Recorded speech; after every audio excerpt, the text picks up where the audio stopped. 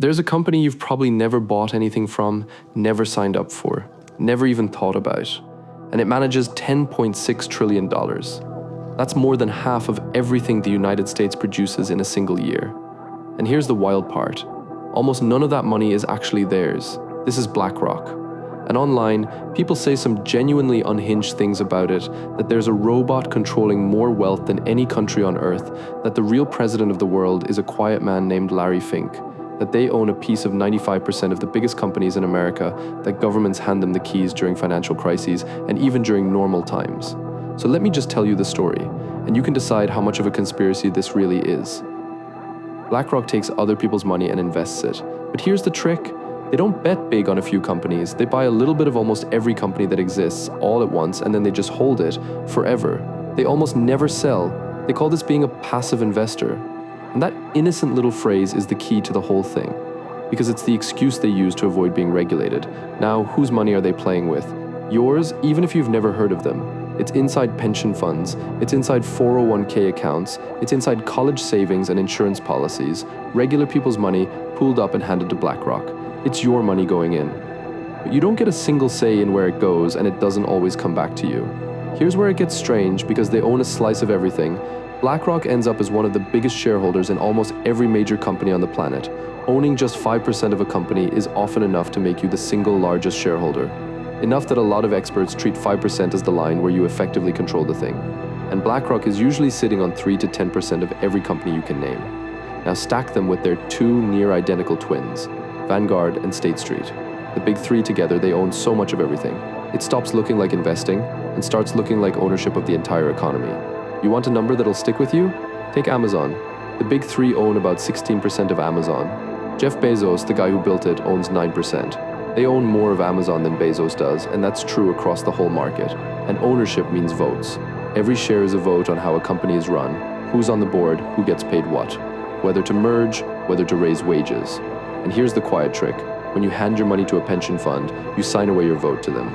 When they hand it to BlackRock, they sign your vote away too.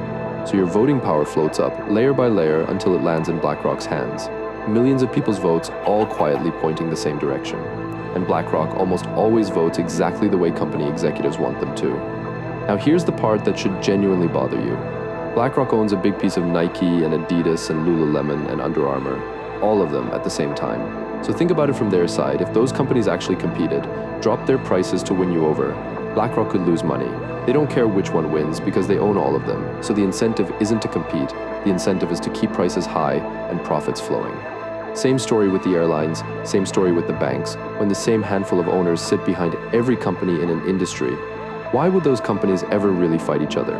It's a monopoly, without anyone ever having to merge. Everyone's secretly working for the same guys. And those guys have friends. There's a revolving door between BlackRock and the most powerful institutions on earth. The US Treasury, the Federal Reserve, central banks around the world, the IMF, the World Economic Forum. Since 2004, BlackRock has hired at least 84 former government officials and central bankers. Larry Fink sits on the board of the World Economic Forum, and he once tried to get himself named Treasury Secretary when the economy collapsed in 2008. The government didn't punish BlackRock. They hired it to help clean up the mess, and when regulators finally noticed BlackRock had gotten so enormous that its failure could crash the whole system and tried to put oversight on it, BlackRock cranked up its lobbying, ran targeted ads on the DC subway line. The regulators literally ride to work and slipped right out of the rules everyone else has to follow, which brings us back to that magic word, passive, because guess who decides whether BlackRock is passive enough to stay unregulated? BlackRock. Every year they write a letter certifying that they followed the rules. That's like filing your taxes and then auditing yourself, except you also happen to have $10 trillion. And then there's the detail that ties the whole thing in a bow. Who are the biggest investors in BlackRock? Vanguard and State Street. Who are the biggest investors in Vanguard? BlackRock and State Street. Who are the biggest investors in State Street? BlackRock and Vanguard. They own each other.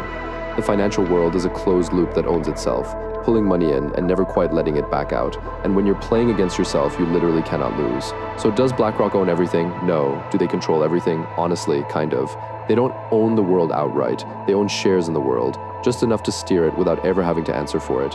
They make money off nearly every part of your life, while owning the smallest slice they need to keep making money off nearly every part of your life. And the truly insulting part, they get paid to do it, with teachers' retirement funds, with your parents' pensions, with your money.